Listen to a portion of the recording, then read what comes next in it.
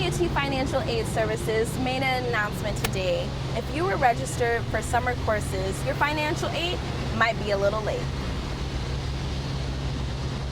UT students might be looking for more financial aid this year because if you're registered for summer courses, your financial aid might be a little late. If you're a UT student and was registered in summer courses this year, your financial aid may be delayed up to almost 2 weeks.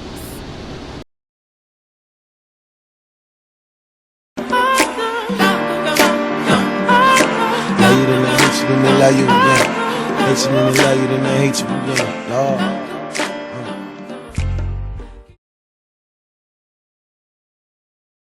Poet, spoken word artist, currently living in Austin, moved here from Dallas. That's pretty much what I do. Poetry, it was probably about like 5 or 6 years ago. I was actually in this, actually I had a thing in Austin. I went to an open mic here in Pflugerville actually, spot Neo, and I heard this cat Talam Acey spit, and I was like, yo, that's crazy, because prior to that, I hated poetry. I thought it was like all this Shakespeare, X, Y, and Z, and Talam Acey was like the first cat I heard ever really speaking on something I could relate to. And then I hooked up with one of my mentors, Darius Frazier, in Dallas, and he brought me to this Big Thought and these Art, Love, and Magic shows where it was just like a lot of poetry, hip-hop, visual art going on. And I saw a lot of cats who were actually around my age, and we were relating to a lot of things. So that's how I pretty much got in, and I just started checking out the different open mics in Dallas, and started going from Dallas to Denton at Poetic Justice at UNT, and just started moving around and just hitting up every open mic that I could. I mean, only difference between like poetry and spoken word is like I feel like the writing versus the performing. That's where the spoken word falls in and the poetry falls in on the writing. I can't really categorize what I do. It's actually all over. So I mean, I can do love, things in our community, society. So it's just whatever you feel like writing today. Yeah, I like talking about things with like youth, media, music, and guess like the overall influence and things. I think like art is very powerful, so I think it's like that one thing in the world that brings everything together. So a lot of the writing that I do does speak on my childhood. It speaks on the influence of music, the influence of media, just things that are going overall. And I grew up in a eventually became a two-parent household.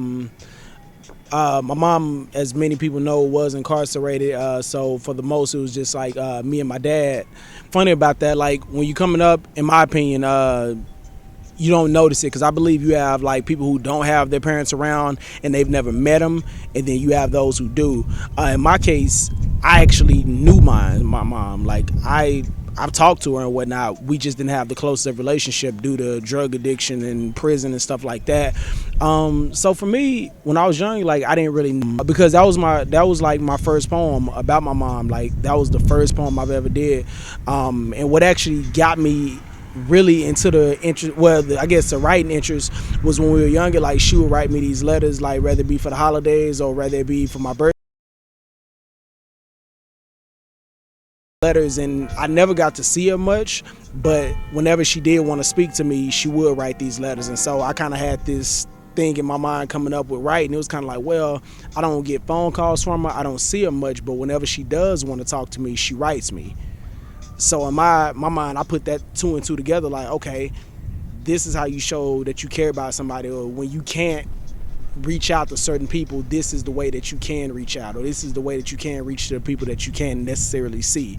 So clench the teeth in the war zone of your mouth, keep your boots strapped, pants low, hold your dick the way that you do your rifle. Heaven forbid the hell and hue of your skin don't get you a hail of bullets. Head high as prize game trophies grimace in your face. You were never granted the chance to properly hurt, let alone heal. Things that our fathers never tell us growing up, that there will be days that you will pose as a brick wall who doesn't know the art of crumbling.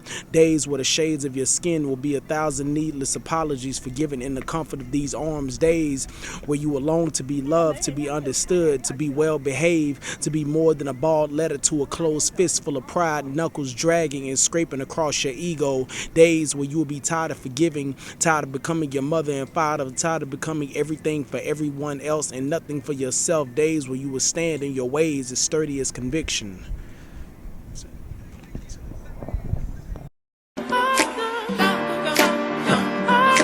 Love you, then I hate you, then I love you again. Hate you, then I love you, then I hate you again. Lord.